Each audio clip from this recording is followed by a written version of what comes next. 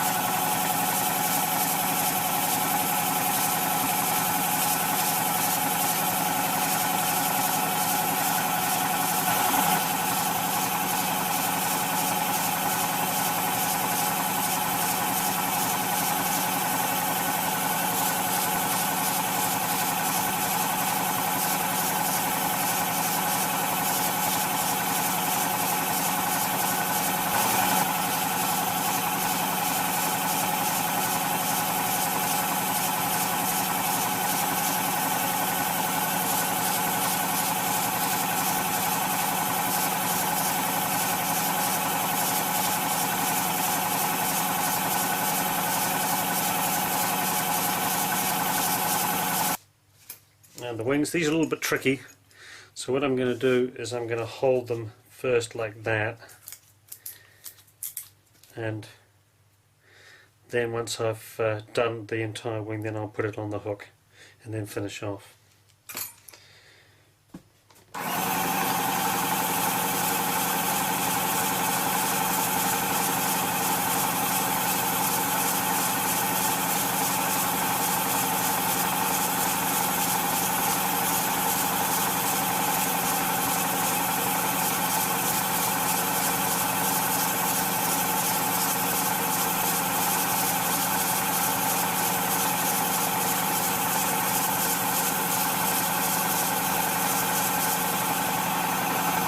Well, that's pretty good. Even the piece that I'm holding won't be seen because it'll be actually inside the casting, but we'll paint it anyway. So I'll just pop a hook through it and I can just finish it off with white. I've also got some white to apply to this Joe 90 casting. This is fairly straightforward, so I'll do that next. So the leading edge of the wing is actually the cast line itself. Doesn't really matter what happens after here because that particular piece is internal, you can't see it. So there's one. I'm going to do the same on the other side, and then I'll do all of these, and then the body. Now this is an interesting casting because I've got these curves that I've got to mask around, so this is really not an easy thing to do. So what I'm going to do is I'm just going to place a piece of tape, 1/4 inch masking tape, and I'm going to slowly bend it around the radius of that curve with my thumb. If I don't quite get it right, I can just come over it with another piece of masking tape over top, and that looks pretty good, that curve just there. So that's what I'm trying to do. Another way to do it, of course, is just to make a masking card, and I'll demonstrate that a little bit later on. One of the tricks you can use for masking is for doing radiuses, tight turns. What you can use is a set of hole punches, like these ones. I've chosen this diameter punch, and I've laid out a piece of masking tape just on the top of my vice jaws, and I just want to take a small radius piece of masking tape to do a tight corner. In this case, I actually want to chop a little piece off it, so I'll do that with a modeling knife, and that is all I want to mask the small radius here. It's just one way of doing it. If you want to do it the Dinky way, which is of course a lot less time consuming than this, the simplest and easiest way to do that is with a card masking template. And I've actually made one up right here, and this will just sit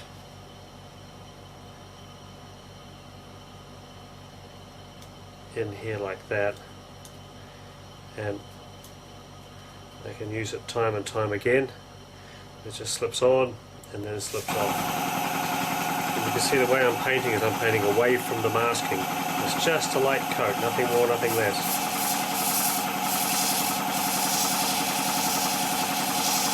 All I want is to change the colour. I don't want to do anything more.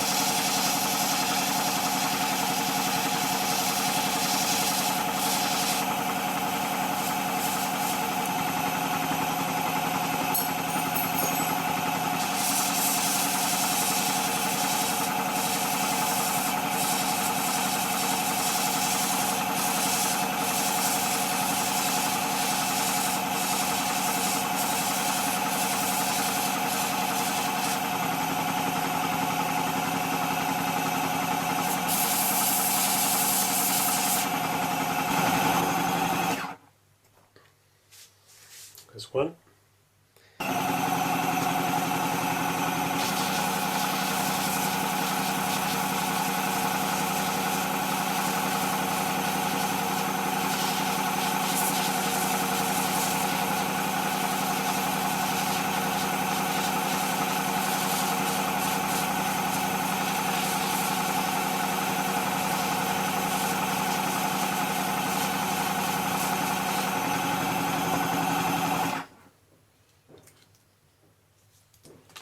Yeah, that's not too bad.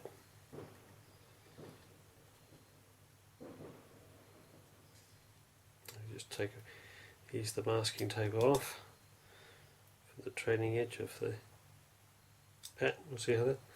Yeah.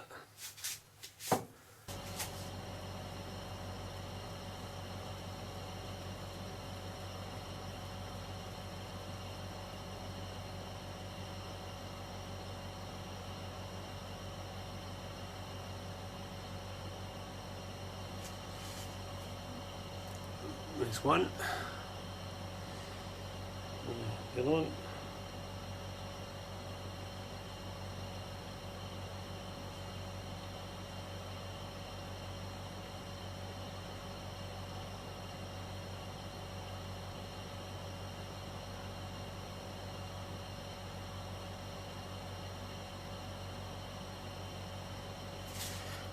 There we are. They're done.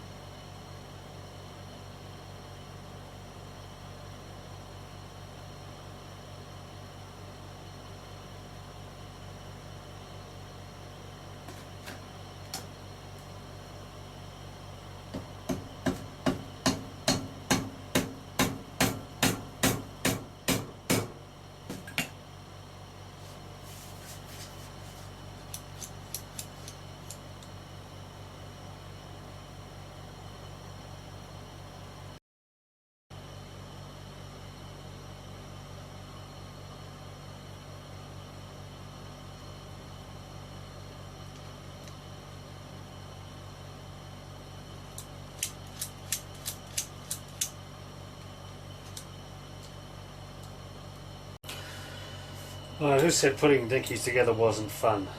Now, this one, I don't know how they did this at Binns Road. I have absolutely no idea at all.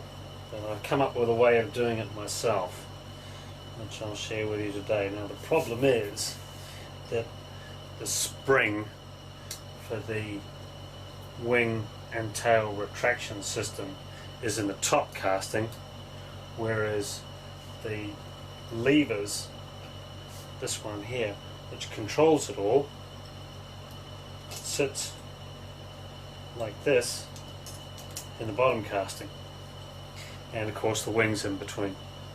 So how are we going to bring that all together without it falling apart? Well, there's only one way that I know of how to do it, and this is how I attempt it. So first things first, I've got to line up the tail pins in the shift change casting like so. Right, so you can see there they're moving now. Oops, no they're not. Missing one.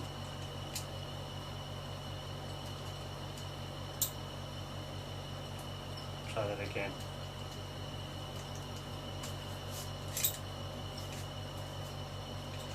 And even this bit's difficult when you started yet.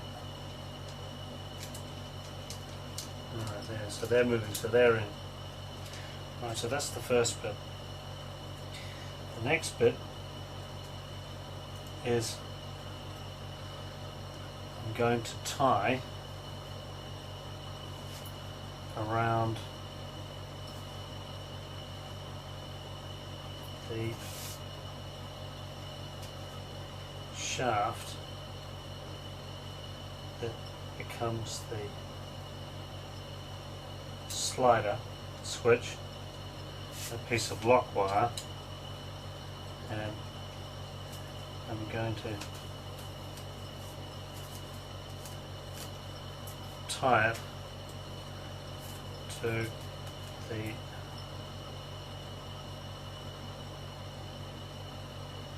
locating pin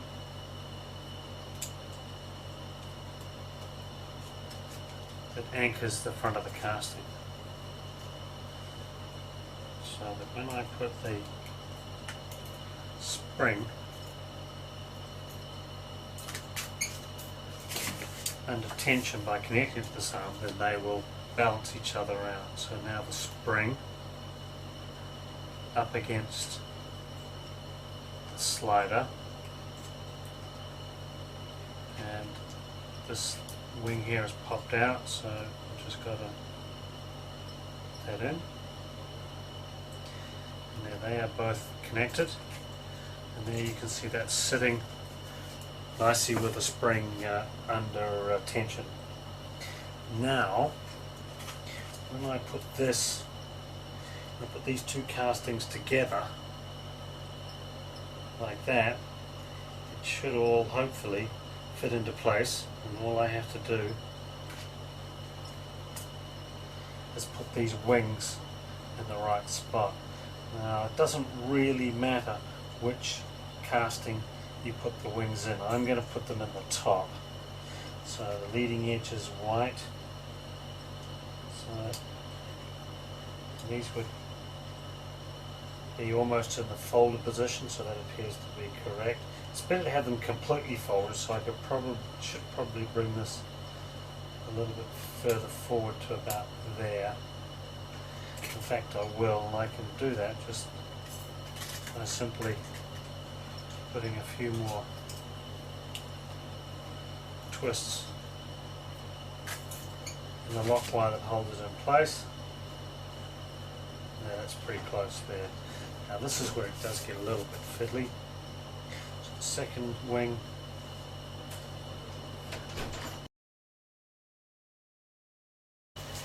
right, so now we've got the wings balanced in place, we've got the mechanism all connected and sitting in the right spot. Now all we're going to do is put on the lower casting. see if I can do it all in one go. Alright, so it's got to go like that, and I have to line up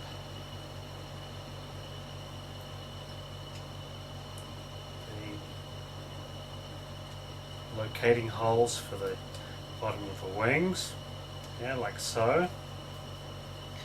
That seems to be about right. And you can see there that the slider is just popped through the channel recess that it sits in, so that appears to be right. Now I'm going to go out of camera just for a moment while I look in at an angle to see that everything is lined up. So I'm going to do that up against a white background and just check to see that everything is lined up. Well, it certainly appears to be. So now what I've got to do is simply remove the wire.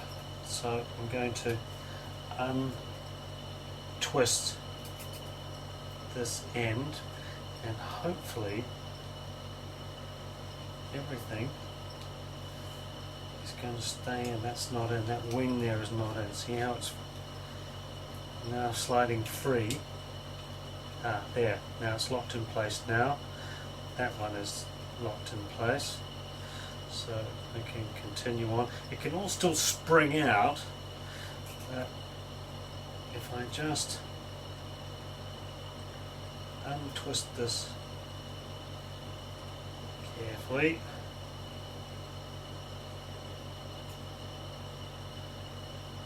and then I've got to pull on this wire, this end of the wire here, and I've got to just slowly pull that. Right, we're going to have another go at that. I've now split the wire, so I should be able to just pull it straight out. Let's give it a go, let's see what happens.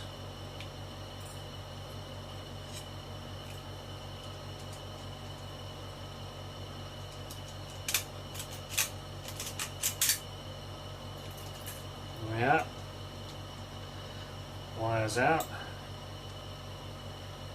Everything seems to be in place. Casting halves have joined up. Now all I got to do is press the button and see if it works. Remember, I haven't actually got a screw in here. In fact, I'll put a screw in it now. Everything is working. There we are.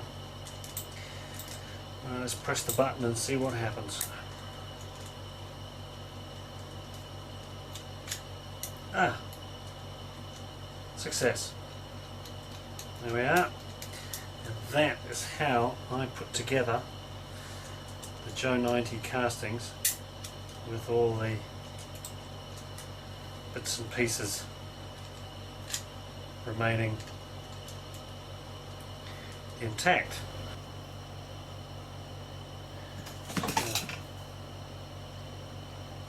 Tap the shaft back into the leg.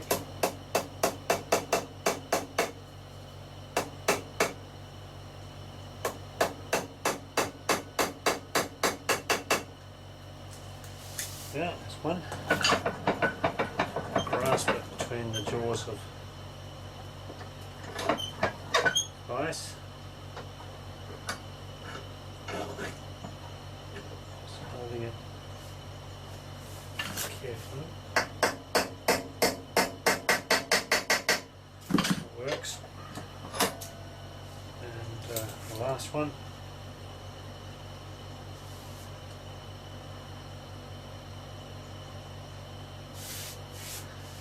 Same again.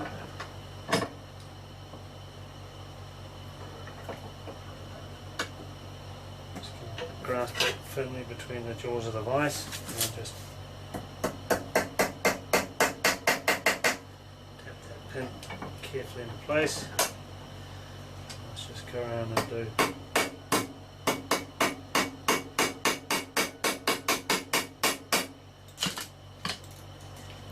once more, just to make sure they're all in.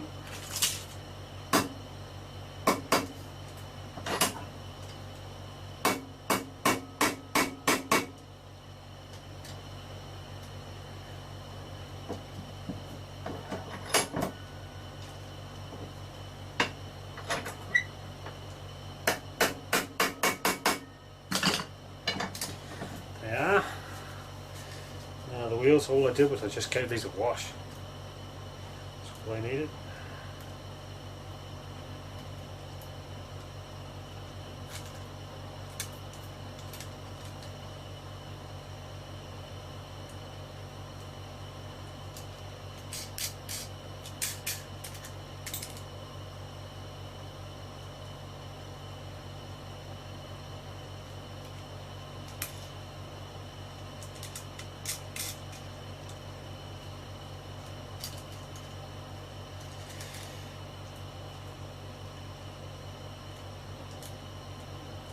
The replacement cover, this one is not original. I had to trim down the edges of it to make it fit. I've got a bulb for it, and I'll fit that later.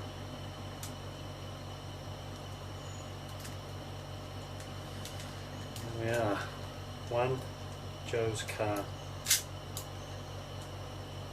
working. Hope you enjoyed that, and I hope that's been of help to in firstly the masking process that we used for the white, and also for the wings. It's very simple, and also the removing the plastic components so we could paint the entire body and paint strip it, and then in the end returning the mechanism back to its fully operational condition. Enjoy.